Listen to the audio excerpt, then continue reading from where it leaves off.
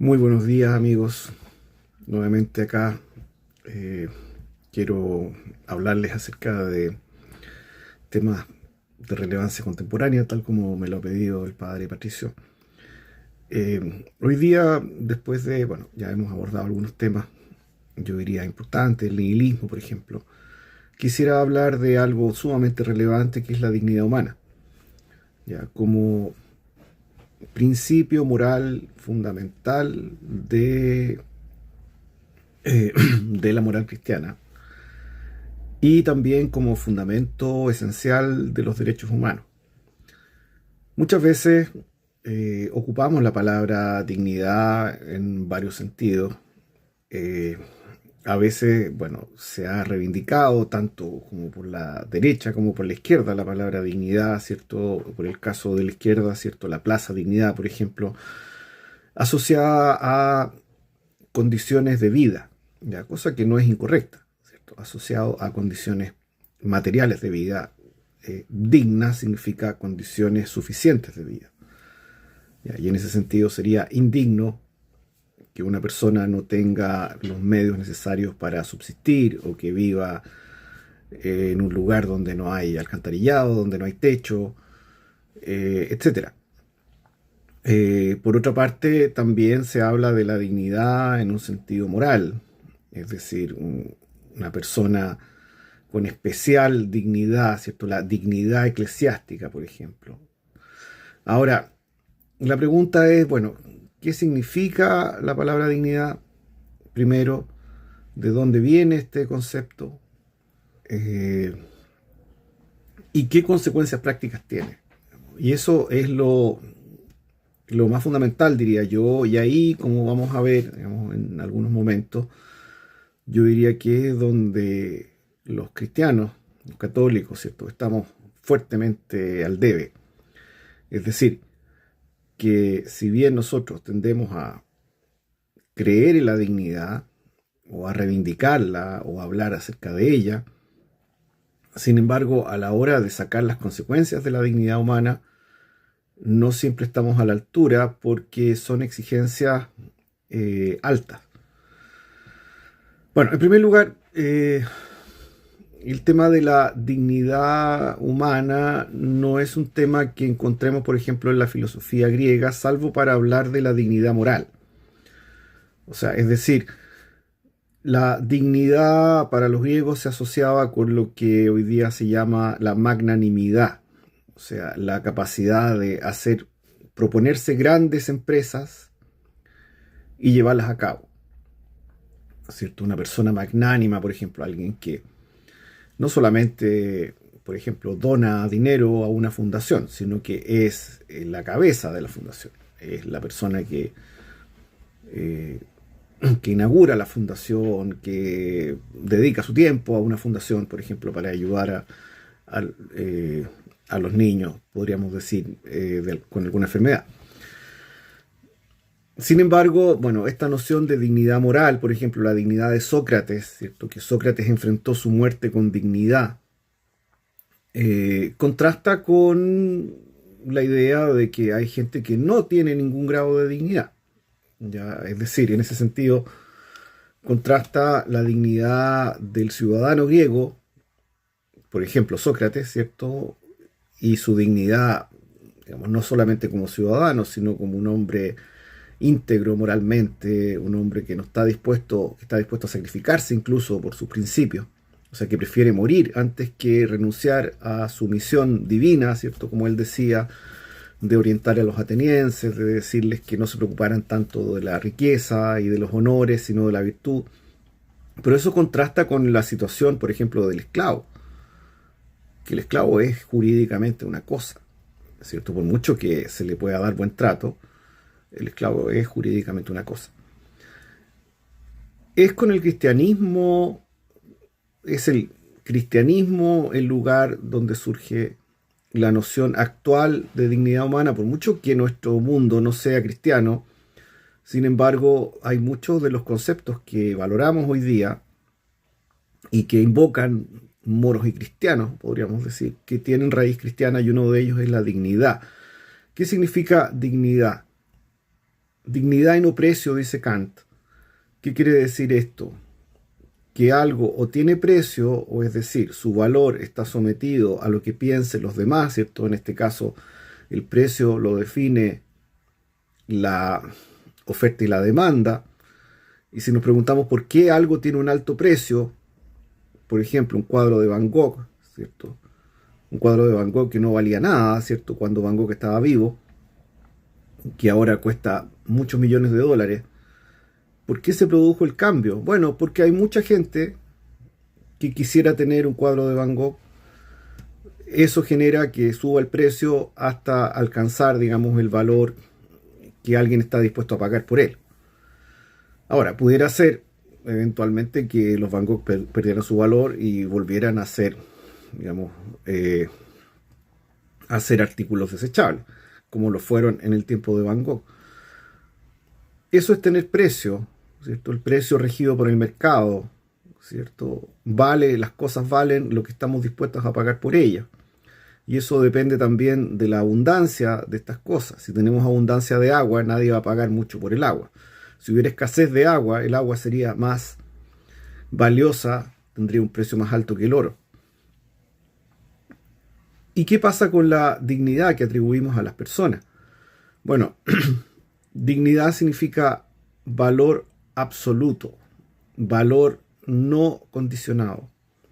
Es decir, reconocer la dignidad de otro significa decirle en el fondo, tú eres valioso. Y eres valioso desde siempre.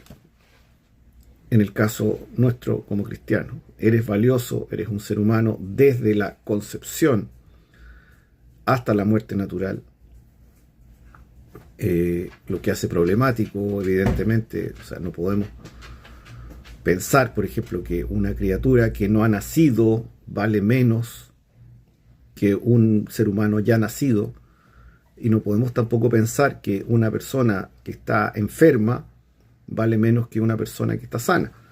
Bueno, vamos a hablar en otra oportunidad del aborto y la eutanasia, pero a lo que voy ahora es reconocer la dignidad, reconocer el valor absoluto de todo ser humano, sin importar su edad, su sexo, su condición. No importa si es un premio Nobel o es un delincuente. No importa si es un genio o si es una persona con graves problemas cognitivos. No importa si es una persona sana o está enferma. No importa si pertenece a una mayoría, digamos, a una persona, entre comillas, normal, ¿cierto? O si pertenece a alguna minoría étnica, una minoría sexual. No hay manera de perder la dignidad en el fondo. Ahora, ¿por qué? ¿A qué se debe esto? Bueno, desde el punto de vista cristiano se debe a que estamos hechos a imagen y semejanza de Dios. Quien diga que el ser humano no vale nada, ¿cierto? Un cristiano que diga que el ser humano no vale nada, que el ser humano es un gusano o cosas por el estilo, está en grave contradicción con principios esenciales de la doctrina de la Iglesia y del Evangelio, finalmente. Ya, el Evangelio es, en el fondo, un reclamo de la dignidad, ¿cierto? Es decir, en el fondo, no solamente valen los poderosos, ¿cierto? No solamente valen los ricos. Ya, Jesús, al dirigirse a los pobres, a los oprimidos, ¿cierto? Por el poder romano, a los despreciados de su tiempo, a las mujeres, a las prostitutas, a los cobradores de impuestos, a los niños, a todos los que en esa época no se les reconocía ninguna dignidad, está en el fondo afirmando: todos son hijos de Dios, todos tienen dignidad, ¿ya? Independientemente del lugar que ocupen en la sociedad, porque como dice San Pablo, Dios no hace acepción de persona. Ya, es decir, a nosotros nos importa mucho, ¿cierto?, si la persona que golpea nuestra puerta es, no sé, un ministro de Estado o es un mendigo. A Dios eso no le importa. Y eso lo dice San Pablo. Imago Dei, dice la formulación latina, imagen de Dios, hechos e imagen y semejanza de Dios. Dios es, o nosotros más bien somos como Dios, en el sentido que nos parecemos a Él, de una manera, digamos, limitada, ciertamente. La inteligencia, la omnipotencia, la bondad de Dios es infinita. Nosotros tenemos esos atributos, pero de manera finita. Somos también, no solamente imago Dei, sino también capax Dei, es decir, capaces de encontrarnos con Dios, capaces de ser interpelados por Él, de que Él nos busque y nosotros lo podamos encontrar. Y en ese sentido, desde un punto de vista estrictamente cristiano, ¿cierto?, podemos decir, Jesús murió por todos, ¿cierto? Murió por mí en la cruz. Y eso también ensalza la dignidad humana. O sea, hasta qué punto Dios valora al ser humano que está dispuesto él mismo a sacrificarse por él. Bueno, ya hablaremos alguna vez del problema de la cruz, pero esta idea, ¿cierto?, de la dignidad humana costó, podríamos decir, algunos siglos que pudiéramos sacar, la humanidad pudiera sacar, incluso la misma Iglesia Católica o el mismo cristianismo pudiera sacar las consecuencias que esto implica. Llama la atención, por ejemplo, que Pablo escribe una carta muy conocida al esclavo Onésimo, ¿cierto?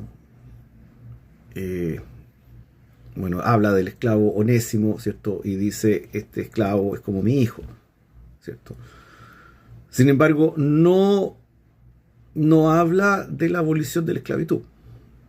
¿Ya? Ahora, eso es una consecuencia finalmente. Y ahí tenemos, podríamos decir, la versión jurídica de la dignidad humana son los derechos humanos. ¿Qué quiere decir esto? O sea, es decir, tenemos la dignidad como un concepto moral. Ahora, ¿cómo se protege la dignidad? Se protege jurídicamente reconociendo que las personas tienen derechos. Derecho a la vida, derecho a la libertad, derecho a la propiedad, derechos sociales. Ahora, ¿por qué le reconocemos estos derechos a las personas y no todavía a los animales y no a las cosas? ¿Cierto? Bueno, porque consideramos que las personas son valiosas. ¿Y por qué son valiosas?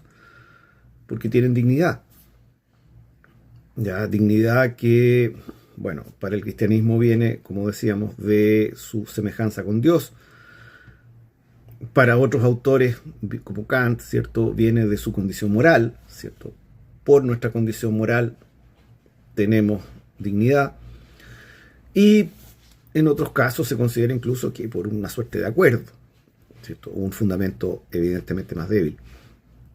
Ahora, el punto es, bueno, la civilización cristiana occidental, como consecuencia, como podríamos decir, habiendo internalizado la idea de dignidad humana, comienza en la modernidad, ¿cierto?, en los siglos XVII y XVIII, a reconocer los derechos naturales, que primero se llamaron derechos naturales, ¿ya? Por ejemplo, el derecho natural a la libertad, del que habla Kant en la metafísica de las costumbres. Y eso, en el fondo, después se llamaron derechos humanos, ¿cierto?, y fueron reconocidos recién después de la Segunda Guerra Mundial, en el año 1948, después de la tragedia, en el fondo, que significó el Holocausto. Bueno, ahora, todo esto está muy bien, podrían decir ustedes, pero ¿qué consecuencias prácticas tiene esto? ¿Qué consecuencias prácticas tiene afirmar en la teoría, ¿cierto?, que todos los seres humanos tienen dignidad? Bueno, para empezar, significa renunciar a pensar, cosa que es muy difícil, que hay personas más valiosas que otras. ¿Ya? Es decir, desde un punto de vista cristiano no podemos nosotros afirmar que una persona valga más que otra, cosa que es completamente contraria a los parámetros del mundo, ¿cierto? Los parámetros del mundo desde siempre, ¿cierto? Desde los romanos, desde los egipcios, hasta ahora hace diferencias entre las personas y las tiende a clasificar, por ejemplo, como parece propio de un sector de la cultura norteamericana, ¿cierto? Que tanto ha permeado en nosotros, ¿cierto? Clasificar a las personas entre ganadores y perdedores, como hace Donald Trump, por ejemplo. Pensar que las personas son más valiosas, ¿cierto?, si son nacionales y no si son inmigrantes. Si llegáramos a afirmar, por ejemplo, como muchas personas, incluso cristianas, pueden afirmar, ¿cierto?, que habría que matar a la gente que está en la cárcel, por ejemplo.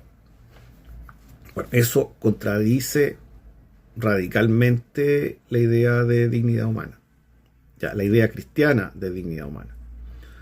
O sea, es decir, no se puede ser cristiano, digamos, queriendo ser consecuente con lo que significa ser cristiano. No se puede ser cristiano y al mismo tiempo proclamar, por ejemplo, que los presos de las cárceles valen poco, que da lo mismo que estén en condiciones inhumanas, hablar en contra de los inmigrantes como si fueran parásitos, como si fueran personas de segunda categoría. En el fondo tiene que ver con eso, yo diría. Es decir, si reconocemos la dignidad humana, estamos diciendo en el fondo que no hay personas de segunda categoría, ¿ya? Y eso nos lleva, por ejemplo, a rechazar el aborto. Bueno, hay que distinguir aquí algunas cosas, ¿cierto? No quiero hablar del tema ahora, pero para que se entienda, ¿cierto? Yo no puedo decir que un ser humano en gestación es menos valioso que un ser humano que ya nació, o que sea una cosa de la cual la madre puede disponer, puede deshacerse de él o de ella como si fuera una propiedad. Lo reconocemos como alguien y no como algo. Ahora, otra cosa distinta es si vamos a penalizar el aborto en todos los casos, pero son dos cosas completamente distintas. Otra cosa es la eutanasia, ¿cierto? Otra cosa es la eutanasia, ¿cierto? En que ahí es más difícil porque una persona quiere que otro lo mate, un homicidio piadoso. Pero si nosotros reconocemos, ¿cierto?, en esa persona una imagen de Dios, ¿cierto?, sabemos que no podemos atentar contra la vida de nadie, ¿ya?, ni contra la vida de un delincuente, por ejemplo, a través de la pena de muerte, ni tampoco de un niño inocente, un no nacido inocente, ni de un enfermo terminal, ¿cierto?, que merece más bien nuestro cuidado y no nuestro afán, podríamos decir, quizás bien intencionado, de terminar anticipadamente con su vida. Pero esto va mucho más allá y esto es importante, ¿cierto? Muchas veces el discurso cristiano se asocia con el aborto, la eutanasia, ¿cierto? Como somos un poco monotemáticos, o un sector, podríamos decir, de nuestra iglesia es monotemático. Sin embargo, esto va mucho más allá de eso. Ya, es decir, reconocer la dignidad humana, ¿cierto?, es reconocer también que las personas tienen que ser tratadas de acuerdo al valor que tienen.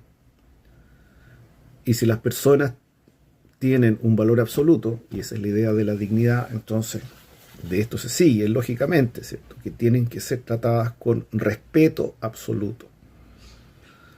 Lo que no es fácil. Lo que no es fácil, ¿cierto?, en una sociedad profundamente clasista como es la nuestra, ¿cierto?, en que tenemos incorporados ciertas categorías mentales, ¿cierto? Yo diría, nadie está salvo, yo menos, ¿cierto? Nadie está salvo de eso.